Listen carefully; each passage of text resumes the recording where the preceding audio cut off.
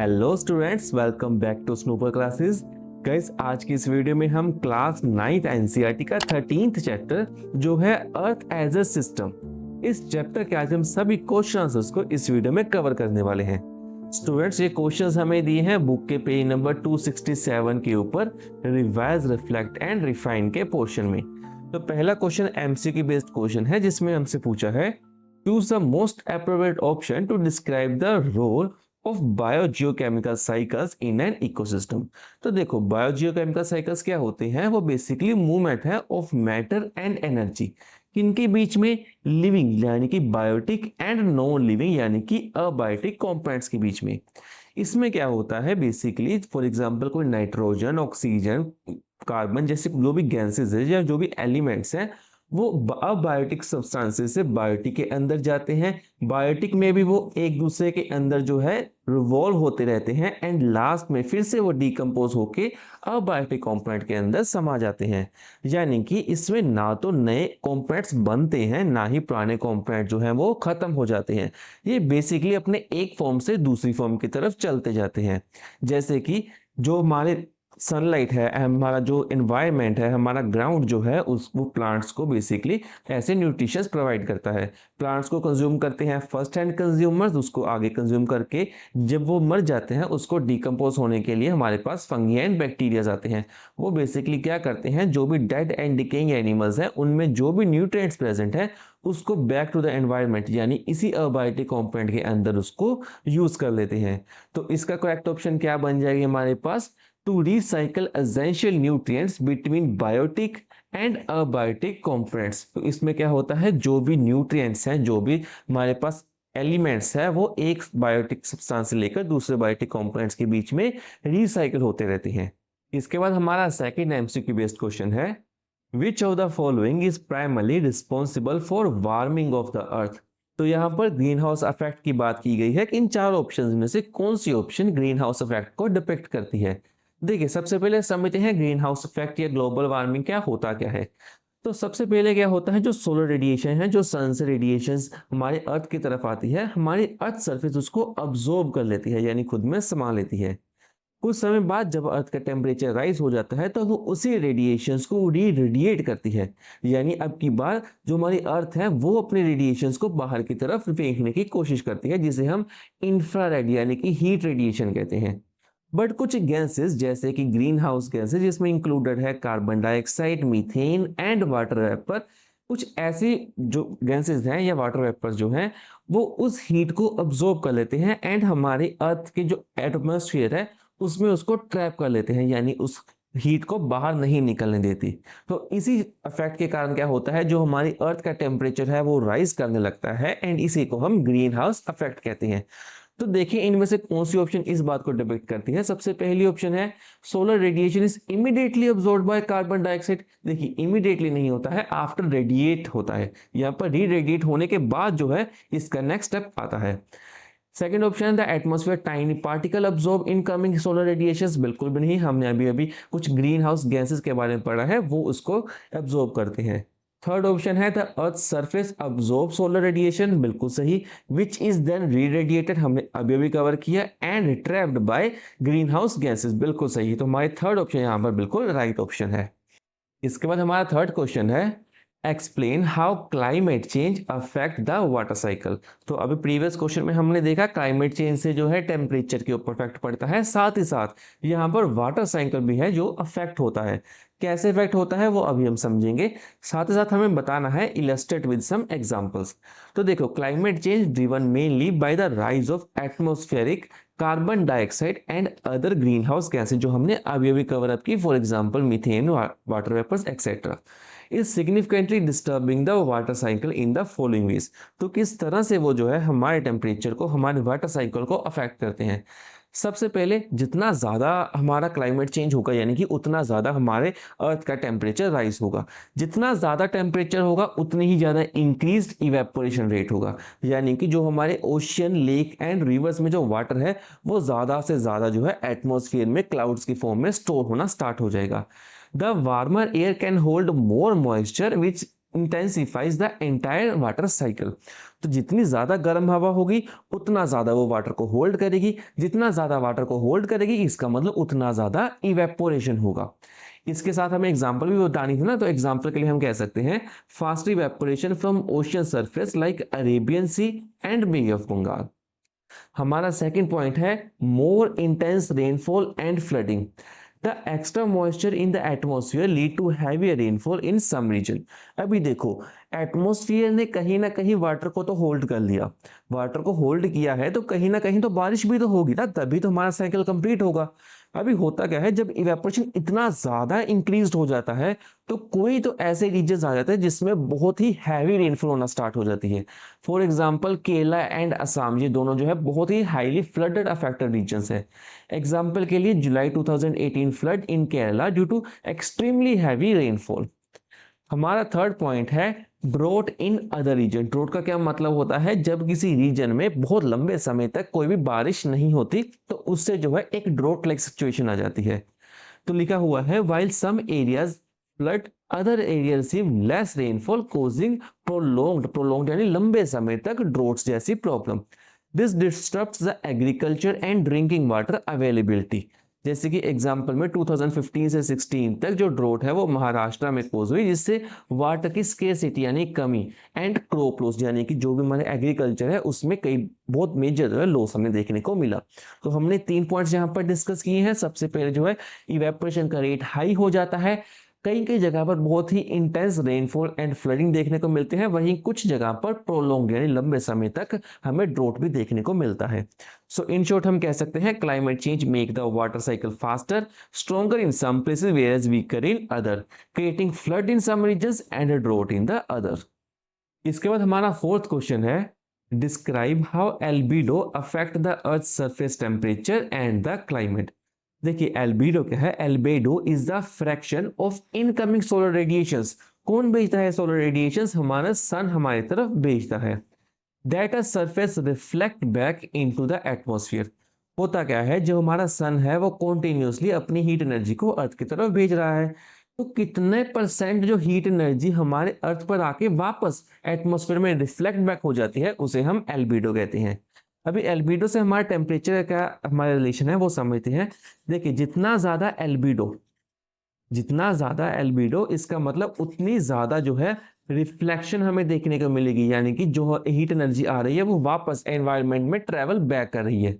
अभी जितनी ज्यादा एनर्जी जो है हमारे अर्थ को छोड़कर वापस जा रही है, यानी कि वहां का टेम्परेचर क्या हो जाएगा, वहां का टेम्परेचर डाउन हो जाएगा, यानी कि ठंडा इलाका वहां पर इंक्लूड होगा।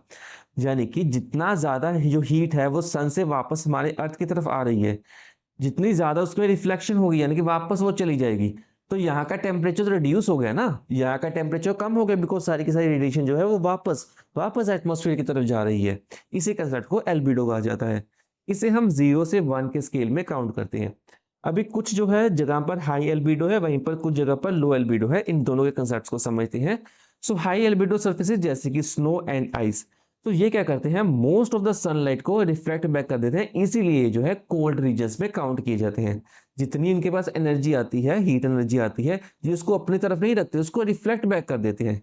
रिफ्लेक्ट बैक करने से क्या होता है, इनका एल्बिडो क्या है, हाई है इनका एल्बिडो। एल्बिडो हाई होने का क्या मतलब है कि यहाँ का टेम्परेचर क्या होगा, लो होगा, इसलिए जो है स्नो एंड आइस के एरियाज में जो टेम्परेचर है वो कम होता है। वहीं पर लो एल्बिडो सर्फेसिस जैसे कि dark soil and oceans water या फिर रोड्स भी हम कह सकते हैं, ये जो है बहुत ज्यादा हीट एनर्जी को अब्जॉर्ब करती है। यहाँ पर जो रिफ्लेक्शन है जो इस केस में हाई था ना, यहाँ पर इसी रिफ्लेक्शन जो है इस केस में लो है। एल्बिडो लो है मतलब रिफ्लेक्शन भी लो है, रिफ्लेक्शन लो है यानी कि टेम्परेचर जो है यहाँ पर हाई होता है, इसीलिए dark soil, road and ocean water के केसेस में टेम्परेचर जो है हमें ज्यादा देखने को मिलता है। थर्ड पॉइंट है climate feedback loop. So when polar ice melts due to global warming, it exposes darker ocean water beneath, which has a lower albedo. तो देखो, जो भी हमारा आइस के ऊपर ये जो आप लेयर देख रहे हैं, ये पोलर आइस लेयर है, जब ये मेल्ट हो जाती है ड्यू टू सनलाइट, तो नीचे जो लेयर बच जाती है वो जो है डार्कर है ओशियन लेयर, एंड इसका जो है एल्बिडो काफी ज्यादा कम होता है, यानी कि बहुत ज्यादा हीट एनर्जी को ये अपने अंदर अब्जॉर्ब कर लेती है।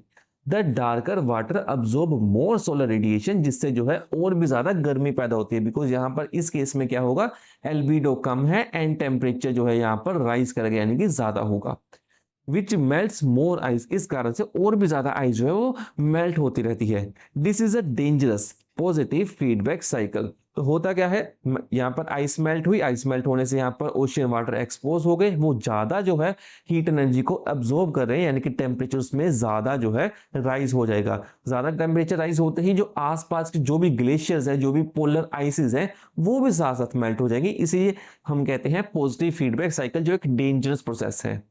लास्ट पॉइंट है अर्बन हीट आइलैंड।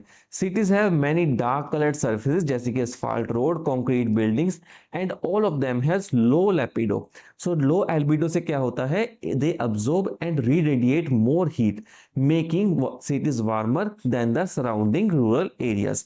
तो हमारे अर्बन एरियाज के जो एटमोसफियर बना है, यानी कि हमारे पास रोड्स हैं, कंक्रीट बिल्डिंग है, उनका एल्बिडो लो होता है, जिस कारण से उनका टेम्परेचर लोकल सिटीज से जो है हाई रहता है अर्बन सिटीज में। इसके बाद हमारा फिफ्थ क्वेश्चन है, how are mountain and valley breezes formed. Suppose there are two mountains, one covered with grass and another covered with barren rocks. Would the temperature of the two mountain breezes be different? If so, how? तो चलिए सबसे पहले question में पहले part को देखते हैं, जो कि है valley breezes and mountain breezes को कवर करना। समझते हैं एक डायग्राम के फॉर्म में।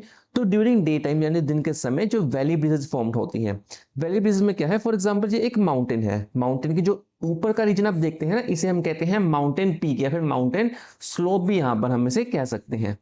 वहीं पर जो नीचे का रीजन आप देख रहे हैं, इसे हम कहते हैं valley.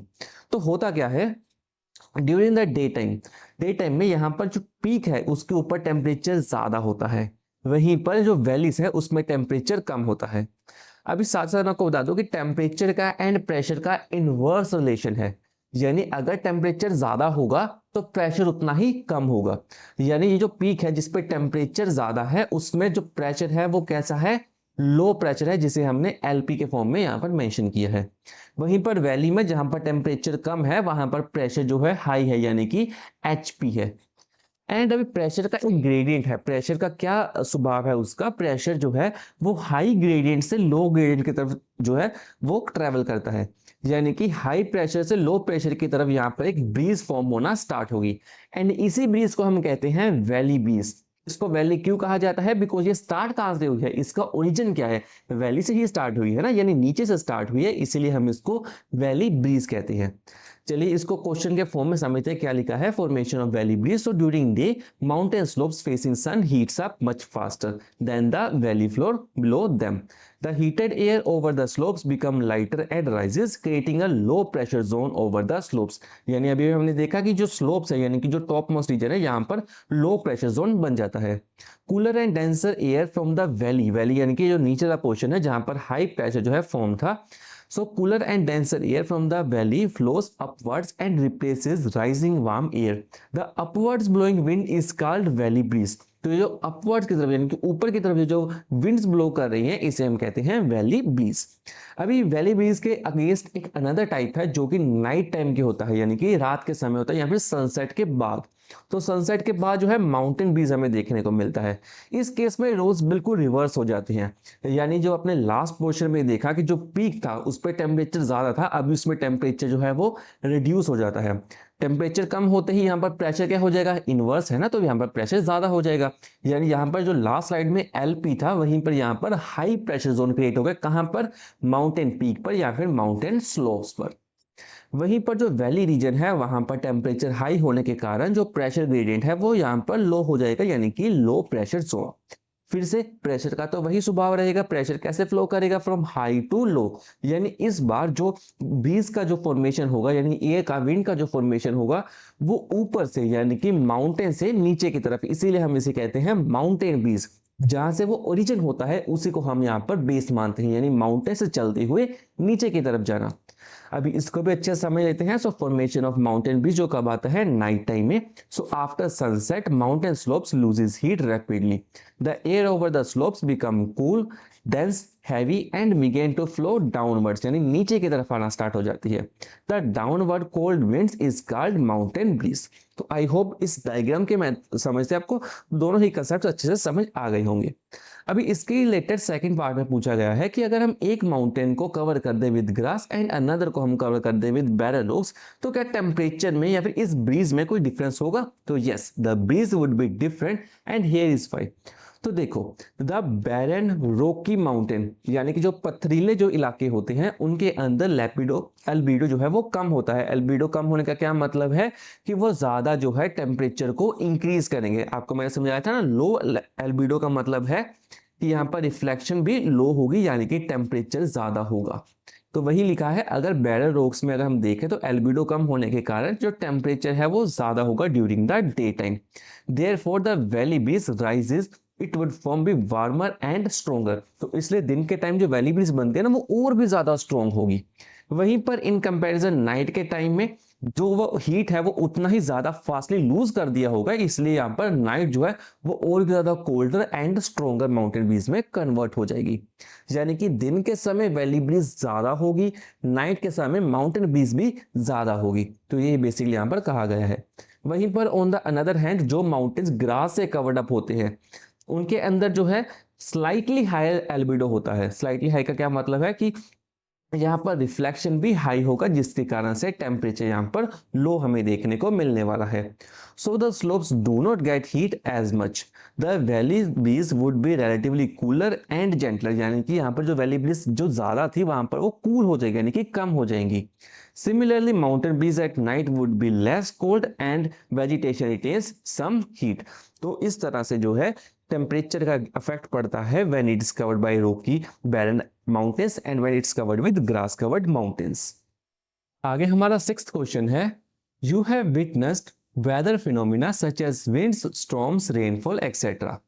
Which atmospheric layer is mainly responsible for such phenomena and what is the primary reason for its occurrence?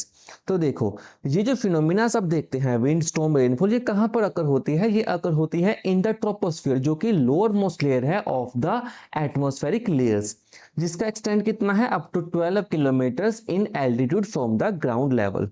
अभी इसका प्राइमरी रीजन क्या है ये winds, storms and rainfalls occur होने का? तो सबसे पहला रीजन है heated from below. The troposphere is heated primarily from the Earth's surface, not directly from the sun above it. तो हमने अभी अभी एल्बिडो का कंसेप्ट भी समझा, हमने अभी ग्रीन हाउस इफेक्ट भी समझा। तो आपने एक कंसेप्ट को अच्छे से ध्यान दिया होगा कि जो सूरज की रोशनी है वो डायरेक्टली यहाँ पर इसको हीट नहीं करती। हीट कब ये लेयर्स होती हैं? जब जो लाइट है, जो हीट एनर्जी है वो रिफ्लेक्ट बैक होती है। यानी आफ्टर रिफ्लेक्ट बैक जो हमारा ट्रोपोस्फियर जो लोअर मोस्ट रीजन है वो ज्यादा जो है हीट एनर्जी को अब्सॉर्ब करता है, बिकॉज वो सबसे निचली लेयर है।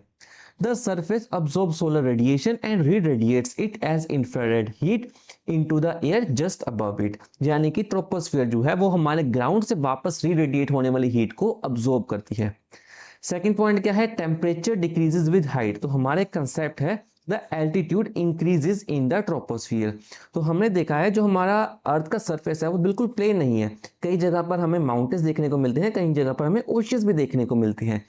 तो वहां पर टेम्परेचर का क्या डिफरेंस होता है? सो temperature drops at a rate of 6.5 degree Celsius पर किलोमीटर। यानी अगर हम 1 किलोमीटर एल्टीट्यूड पर जाते हैं तो हमारा 6.5 डिग्री सेल्सियस कम हो जाता है। तो this creates the unstable situation, warm light air near the surface tends to rise while cooler denser air above it sinks। तो होता क्या है, जो हमारा वार्म एयर है वो राइज करता है यानी ऊपर की तरफ वो ट्रेवल करता है, वहीं पर जो कूलर जो हमारी एयर है वो नीचे की तरफ ट्रेवल करती है। तो इससे क्या होता है, एक कांस्टेंट वर्टिकल मूवमेंट बनता रहता है of air drives the winds and storm. तो ये जो आप वर्टिकल एक ऐसा मूवमेंट देख रहे हैं, कूल एयर नीचे जा रही है, वार्म एयर ऊपर जा रही है, इससे जो है कॉन्टिन्यूअसली एक सर्कुलेशन बनता है जिस कारण से स्टॉर्म्स एंड विंड्स की फॉर्मेशन देखने को मिलती है। थर्ड पॉइंट है कंटेन वाटर वेपर। तो ट्रोपोस्फियर में मोस्टली जो है वो वाटर के वेपर्स फॉर्म होते हैं जो कंडेंस होकर हमारे पास क्लाउड्स की फॉर्मेशन करते हैं एंड अल्टीमेटली प्रेसिपिटेशन के फॉर्म में जो है बारिश हमें देखने को मिलती है। लास्ट पॉइंट है vertical mixing. Because warm air rises and cool air sinks, there is a constant vertical mixing of air in the troposphere which is engine behind all the weather system। तो हमने last slide में भी देखा, तो जो हमारा temperature का difference के कारण जो हमारी हीट है वो ऊपर की तरफ हमारी जो हमारे वार्मर एरिया है वो ऊपर की तरफ जाती है, कूलर एयर जो है नीचे की तरफ आती है। सो जो कांस्टेंट आप एक वर्टिकल डायरेक्शन देख रहे हैं, इससे क्या होता है, हमारे most of the weather systems जो फॉर्मेशन होना स्टार्ट होते हैं। इसके बाद हमारा 7th क्वेश्चन है, explain the process involved in nitrogen cycle, how would life on earth be affected if nitrogen was not cycled. तो देखो, हमारे एटमॉस्फेयर में अराउंड 78% नाइट्रोजन प्रेजेंट है। स्टिल प्लांट्स एंड एनिमल्स इस नाइट्रोजन को डायरेक्टली यूज नहीं कर सकते, उसे इस प्रोसेस के थ्रू, जिसे हम नाइट्रोजन साइकिल कहते हैं, उसके थ्रू गो थ्रू होना पड़ेगा सो दैट वो उसको यूज कर पाए। तो इसमें सबसे पहला प्रोसेस आता है नाइट्रोजन फिक्सेशन का, जिसका यूज करके प्लांट जो है नाइट्रोजन को यूज करते हैं। तो atmospheric nitrogen is converted into ammonia by nitrogen fixing bacteria in soil. Root nodules, यानी कि जो रूट के छोटे छोटे आप ये जो पार्ट्स देख रहे हैं, इसे हम रूट नोड्यूल्स कहते हैं, ऑफ लेग्यूम्स और बाय लाइटनिंग। तो लाइटनिंग के थ्रू, कुछ बैक्टीरियाज के थ्रू या फिर नोड्यूल्स में जो है नाइट्रोजन फिक्सेशन होता है, जिससे नाइट्रोजन जो है NH3 में कन्वर्ट हो जाता है, एंड वही जो है प्लांट्स उसको यूज करते हैं। इसके बाद सेकेंड प्रोसेस आता है अमोनिफिकेशन। अमोनिफिकेशन में क्या है, decomposers break down dead plants, animals and waste product and convert the organic nitrogen into ammonia. तो अमोनिया में कन्वर्ट करने का प्रोसेस में क्या है कि कुछ डीकंपोजर्स जैसे कि बैक्टीरिया, फंगी जो है हमारे डेड प्लांट्स एंड एनिमल्स को कन्वर्ट करते हैं इनटू ऑर्गेनिक नाइट्रोजन, जिसे हम अमोनिया कहते हैं। इसी का थर्ड प्रोसेस है नाइट्रिफिकेशन। तो ammonia is first converted into nitrite, nitrite यानी NO2 नेगेटिव, एंड देन इसी नाइट्राइट से फॉर्म होता है NO3 negative by nitrifying bacteria in the soil. तो पहले हमने देखा नाइट्रोजन से अमोनिया बना, अमोनिया को जो है डीकंपोजर्स ने उसको डीकंपोज कर दिया, उसके बाद जो है कुछ बैक्टीरियाज ने उसको NO2 नेगेटिव या NO3 नेगेटिव में उसको कन्वर्ट कर दिया, जिसे हम नाइट्रिफिकेशन कहते हैं। नाइट्रिफिकेशन के बाद नेक्स्ट प्रोसेस है असिमिलेशन। प्लांट्स अब्सॉर्ब नाइट्रेट यानी कि NO3 negative from the soil and use it to make proteins and other essential components, and इसी नाइट्रोजन की हेल्प से ही हम प्लांट्स में DNA का फॉर्मेशन करते हैं। So it is that most important. Last point है denitrification. So denitrifying bacteria convert nitrate back into the nitrogen gas. तो अभी जो है नाइट्रेट तो बन गया, नाइट्रेट से वापस भी तो नाइट्रोजन बनना पड़ेगा ना, तभी तो हम उसका साइकिल कंप्लीट करेंगे। तो वो कैसे होता है, by the process called denitrification. तो उससे जो है जो नाइट्रेट है वो नाइट्रोजन में कन्वर्ट होता है and release it into the atmosphere. अभी इसी क्वेश्चन का लास्ट पार्ट है, how would life on the earth be affected if nitrogen was not cycle.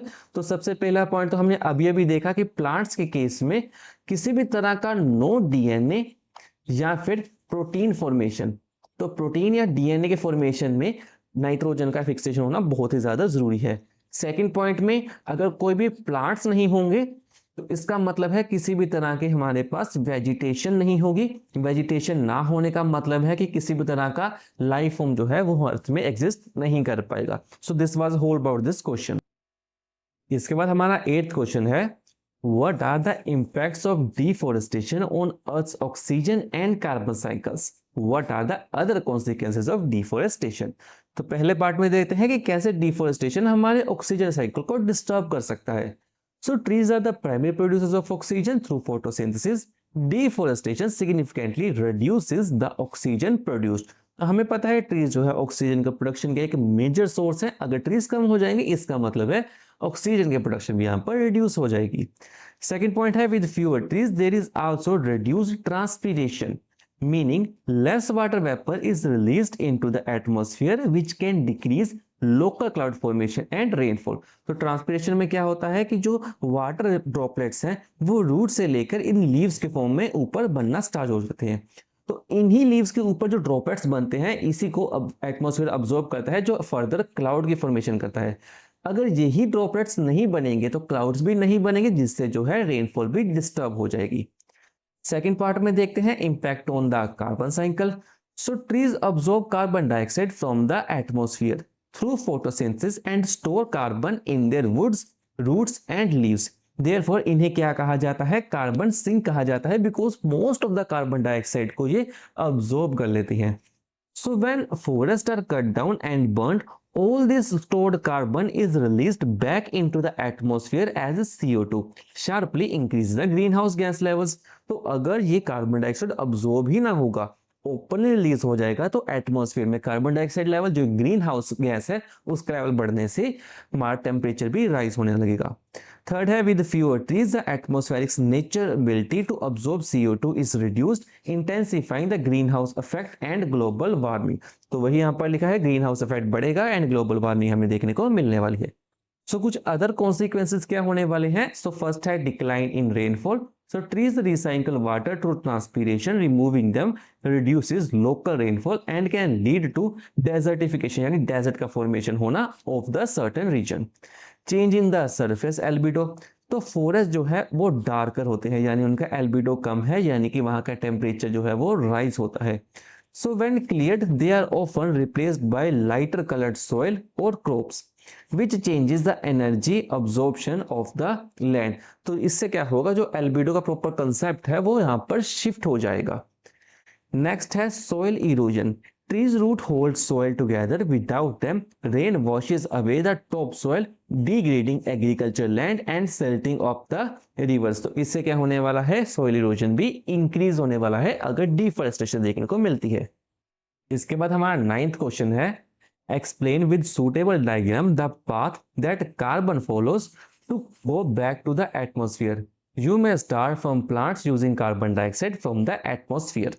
तो प्लांट जो है एटमॉस्फेयर में प्रेजेंट कार्बन डाइऑक्साइड को यूज करते हैं during the process of photosynthesis, and वही प्लांट्स कुछ कार्बन डाइऑक्साइड को इन अ फॉर्म ऑफ रेस्पिरेशन वापस से एटमॉस्फेयर में कन्वर्ट बैक कर देते हैं। वहीं पर उन्हीं प्लांट्स को जब फर्स्ट एंड कंज्यूमर्स कंज्यूम करते हैं तो उनकी रेस्पिरेशन के फॉर्म में भी कार्बन डाइऑक्साइड एटमॉस्फेयर में ट्रेवल करता है। फोसिल फ्यूल्स के कंबशन में या फिर कार पेट्रोलियम्स में या फिर कोल के प्रोडक्शन में भी जो फोसिल फ्यूल जब कंबस्ट होता है तो वो कार्बन डाइऑक्साइड को बैक इन द एटमॉस्फेयर में रिलीज किया जाता है। साथ ही साथ जो कार्बन डाइऑक्साइड जो वाटर में अब्सॉर्ब है, जब उनके अंदर रहने वाले प्लांट्स या फिर कुछ एनिमल्स उस कार्बन डाइऑक्साइड को जो रिलीज करते हैं तो वो भी जो है हमारे एटमॉस्फेयर के अंदर कंज्यूम हो जाता है। अभी इसी प्रोसेस को हम थोड़ा सा डायग्रामेटिक फॉर्म में भी देख लेते हैं। सो सबसे पहला प्रोसेस है absorption. So plants absorb carbon dioxide from the atmosphere through there stomata and use it in the photosynthesis. तो ये प्रोसेस हमें सबको पता है, ये जो फोटोसिंथेसिस है ये sunlight and carbon dioxide plus water के प्रेजेंस में अकर होती है। So carbon is now stored in plants body as carbohydrates, proteins and fats. सभी जो है ऑर्गेनिक मैटर्स है, यानी कि वो उनकी बॉडी में स्टोर हो जाता है। वही स्टोर्ड जो मैटर है वो रेस्पिरेशन के फॉर्म में हमारे एटमॉस्फेयर में रिलीज होता है। So plants release some carbon dioxide back the atmosphere through their own respiration. Animals eat plants and take it in carbon.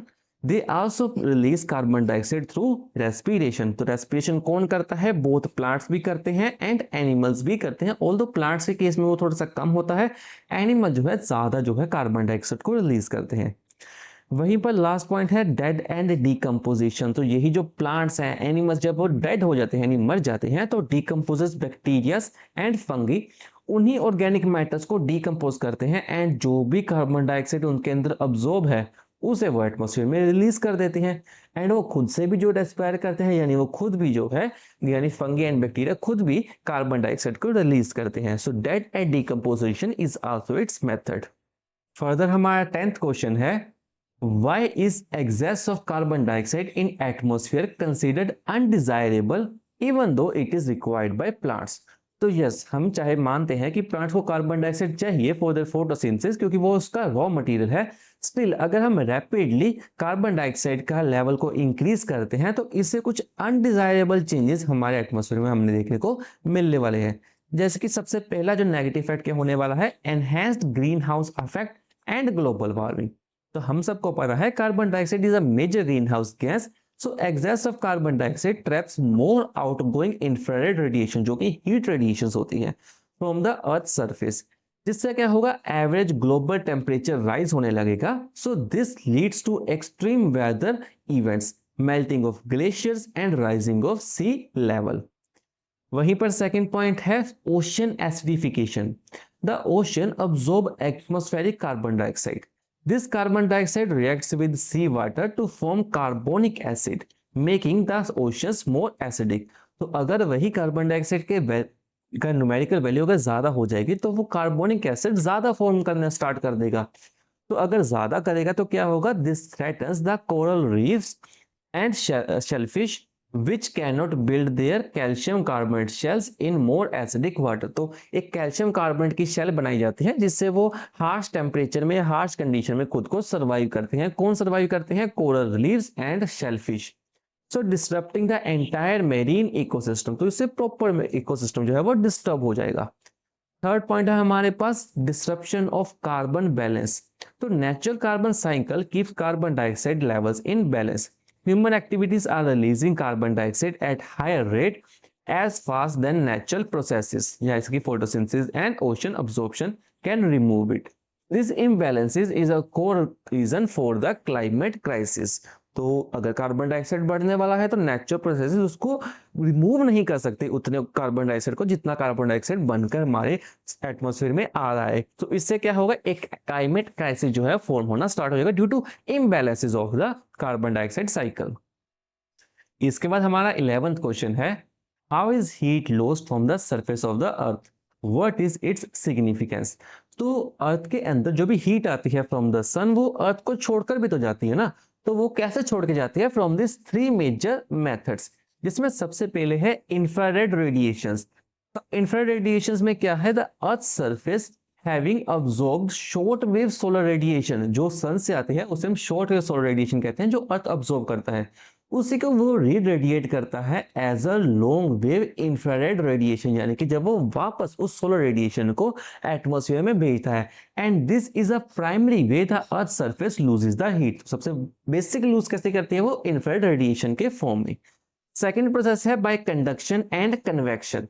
तो कंडक्शन क्या होता है, heat is also transfer from warm surface to the cooler air above it in the direct contact. यानी कि जो warm air है जो नीचे है उसके ऊपर जो कूलर एयर है यानी कि जो ठंडी हवा है उसमें डायरेक्टली कांटेक्ट होने से भी जो हीट जो है वो लूज करती है। इस प्रोसेस को कहते हैं कंडक्शन। कन्वेक्शन में आपको मैं एक बेसिक सा बता देता हूँ। कन्वेक्शन में क्या होता है, जो नीचे के जो पार्टिकल्स है जब वो हीट होकर ऊपर चले जाते हैं तो कूलर पार्टिकल्स नीचे आ जाते हैं, उस जगह को रिप्लेस कर देते हैं। एंड इसी प्रोसेस को जो है बार बार जो है दोहराया जाता है। इस प्रोसेस को हम कहते हैं convection. So warm air then rises carrying heat upwards through convection currents which also drives the wind। इस कारण से जो है winds storm भी इसी कारण से यानी कन्वेक्शन के कारण से आती है। So ये जो सेकेंड रीजन हो गया जिससे जो है हीट ऊपर की तरफ ट्रेवल करती है।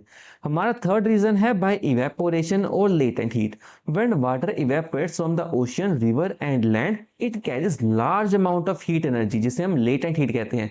Latent heat of evaporation I think आपने अभी भी पढ़ा भी है। लेटेंट इवेपोरेशन क्या होता है, द हीट एनर्जी रिक्वायर्ड जिससे कि जो वाटर के जो मॉलिक्यूल्स हैं वो वेपराइज स्टेट में यानी कि ऊपर की तरफ ट्रेवल कर सके। तो वेपराइजेशन के प्रोसेस में बहुत ज्यादा हीट एनर्जी जो है एटमॉस्फेयर को लीव करके चली जाती है। So this is very significant way of losing the heat energy. अभी इसी का सेकेंड पार्ट था, व्हाट इज इट्स सिग्निफिकेंस। तो इसका पहला सिग्निफिकेंस क्या है, the outgoing infrared radiation is partially trapped by green house gases जैसे कि carbon dioxide, water vapour, methane and nitrous oxide in the lower atmosphere near the surface of the earth which is called the troposphere. तो जो troposphere है वो इन gases की presence से कुछ जो है हीट को यहाँ पर अब्सॉर्ब कर लेती है, यानी कि उसको प्रॉपरली रिलीज नहीं होने देती, कुछ हीट को यहाँ पर अब्सॉर्ब बैक किया जाता है। Thus trapped reduces the amount of heat energy that radiates into the space, which prevents rapid cooling and maintains the natural balance of the Earth's temperature। तो ये इस हीट को पूरी तरह से ना जाने देने का प्रोसेस भी जो है बहुत जरूरी है, जिससे जो है हमारा नेचुरल बैलेंस और टेम्परेचर ऑफ अर्थ जो है मेंटेन रहता है। थर्ड है the heat lost from the warm earth through reradiation and atmospheric emission occurs through convection, both of which is essential for the life. तो जो कन्वेक्शन का process हमने अभी भी पढ़ा, ये जो है री रेडिएशन एंड एटमॉस्फेरिक एमिशन के लिए बहुत ही ज्यादा एसेंशियल है।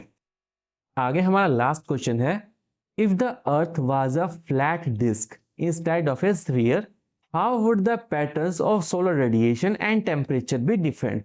तो मानो अगर ये स्फेरिकल अर्थ कन्वर्ट हो जाए एक फ्लैट डिस्क में तो कौन कौन से चेंजेस हमें देखने को मिलने वाले हैं।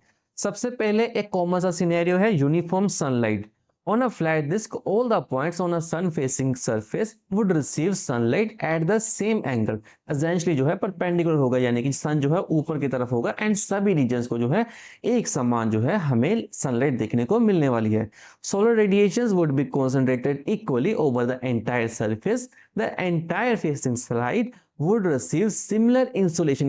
यानी टोटल इनकमिंग रेडिएशंस कितनी है, यानी कि जो टोटल अर्थ के एक एरिया में फॉर एग्जांपल जितनी यहाँ पर इंसुलेशन है, जितनी हीट जो है यहाँ पर मिलेगी, उतनी ही सोलर रेडिएशन यहाँ पर भी मिलेगी, उतनी यहाँ पर भी मिलेगी, यानी कि हर जगह पर जो है सिमिलर इंसुलेशन होगी and would be uniformly warm, यानी हर एक रीजन जो है वो इक्वली वार्म होगा.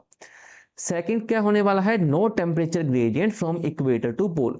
तो फिलहाल के टाइम में जब अर्थ स्फेरिकल है तो अर्थ के जो 90 डिग्री पर जो इक्वेटर प्रेजेंट है उसमें बहुत ज्यादा कॉन्सेंट्रेटेड एंड इंटेंस हीट देखने को मिलती है. वहीं पर पोलर रीजन में वेरी शैलो एंगल्स के ऊपर जो है हीट स्प्रेड होती है ओवर मोर एरियाज एंड वहां पर हीट लेस इंटेंस होती है. तो इससे होता क्या है, this creates the temperature gradient that drives wind and ocean currents. तो इसी टेम्परेचर डिफरेंस के कारण प्रेशर का ग्रेडियंट आता है. प्रेशर डिफरेंस के कारण जो है हमें यहाँ पर ocean currents and wind currents देखने को मिलते हैं. तो अगर फ्लैट डिस्क होगी तो this gradient would not exist. Next हमारा रीजन है unequal day length. On spherical earth day and night length very with latitude and season. Longer days होते हैं समर में, शॉर्टर डेज होते हैं विंटर में, वेयर इज इक्वल डेज होते हैं on the equinox. On a flat disk, every point on the earth facing would have the same 12 hour of day and 12 hour of night all over the year.